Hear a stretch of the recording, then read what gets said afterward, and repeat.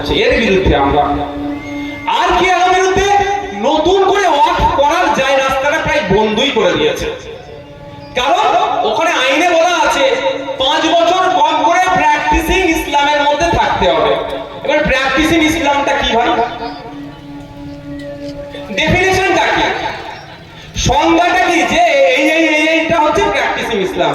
1 মাস রোজা রাখতে হবে, 5 ওয়াক্ত নামাজ পড়তে হবে, দাঁড়িয়ে রাখতে হবে, কতটা কি করতে হবে, হ্যান করতে হবে, ত্যান করতে হবে, সেটা কিন্তু মোদি কিছু বলে দেয়নি।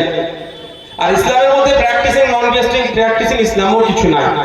মুসলমান আর মুসলমানকে সম্পূর্ণরূপে মুসলমান হতে হবে, তাই তো? কিন্তু মোদি কেন বলেছে? এটা ওটা গেরাকল, নতুন করে আর ওয়াকফ করতে দেবে না।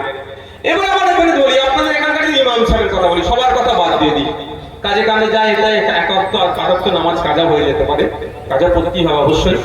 ইমাম সাহেব তো 5 ওয়াক্ত নামাজ পড়ে, তো ইমাম সাহেব 5 বছর পরে ইমামতি করে গিয়ে বোর্ডকে বলছে, অফিসারকে বলছে যে আমি ওয়াকফ করবো, সম্পত্তি ওয়াকফ করবো।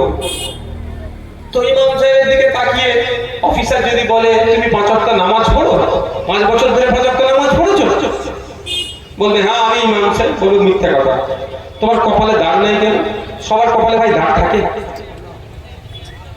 দাগ আছে, এরকম অনেক 5 ওয়াক্ত নামাজ আছে, দাগ নেই, আর অনেকে 5 ওয়াক্ত নামাজ পড়ে দাগ আছে। তোমার কপালে দাগ নাই কেন? তুমি চলে যাও। বা ওনার কপালে যদি দাগ থাকে, বলবে এই বছরে 29টা রোজা হয়েছে, তুমি তো 25টা রোজা রেখেছিলে, 4টে ছেড়ে দিয়েছো, তুমি ঠিকঠাক মুসলমান নয়, চলো কেটে পড়ো। এবার উনি 25টা রোজা রেখেছেন না 29টা রোজা রেখেছেন, কেউ প্রমাণ করাতে পারবে আল্লাহ ছাড়া? বলেন ভাই, সৃষ্টিকর্তা ছাড়া পারবে? তো এইরকম ভাবে ফাঁক ফোকর রেখে দিয়েছে, যাতে আগামী দিনে আপনি যখনই ওয়াকফ করতে যাবেন সেই রাস্তাটা বন্ধ করে দিচ্ছে।